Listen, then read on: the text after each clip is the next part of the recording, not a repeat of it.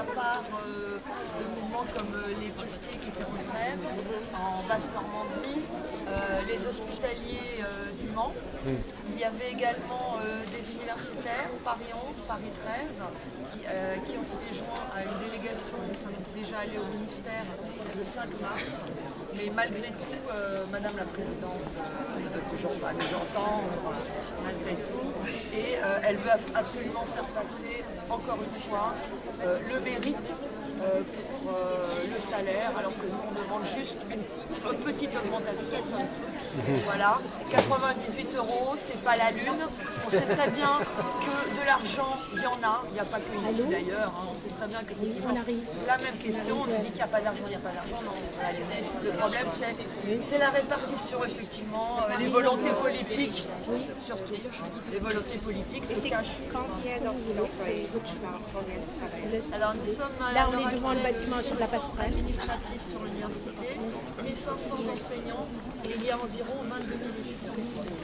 Okay. Ben, je vais voir. Ouais, oui, je vais voir. Alors nous, on est environ 50 personnes en grève. Aujourd'hui, effectivement, nous étions même, je crois, 70 on était ce matin à la Réunion. Plus de 70 à la Réunion ce matin. Merci beaucoup. C'est un honneur. Merci infiniment. On en a fait 3 endroits. Je vous souhaite la bienvenue. Nous avions convenu que le collectif des bas salaires prendrait la parole pour vous dire en quelques mots leurs revendications et leurs luttes. Donc je vais leur passer la parole.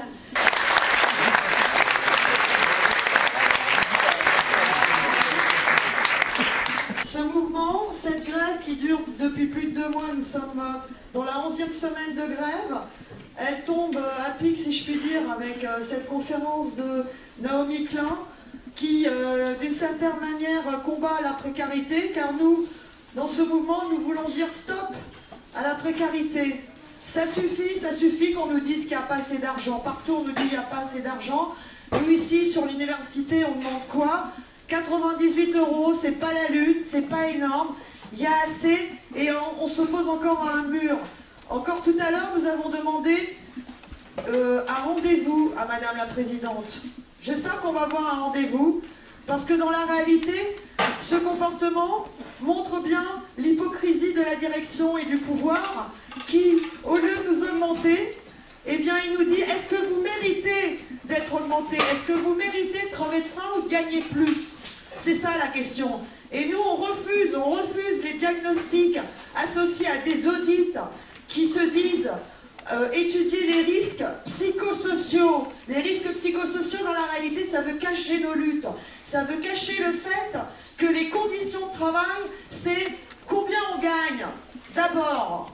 Et est-ce qu'avec ce salaire, on peut remplir nos frigos? Ben non, parce que là, vous voyez, la plupart d'entre nous, nous sommes toutes, une majorité de femmes, nous gagnons autour de 1500 €.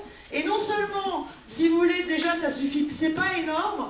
On est là depuis 30 ans, on gagne la même chose, il n'y a aucune augmentation. Mais en plus, Madame la Présidente veut se demander si on mérite de gagner ça. Combien on mériterait? Gagner moins? Eh bien non, nous sommes là pour dire non à ça, il faut résister. Et encore une fois, ça suffit, cette hypocrisie. Combien vous méritez? Combien vaut votre vie? C'est ça en fait, hein. Combien? Voilà. Je vous remercie beaucoup de nous avoir écoutés.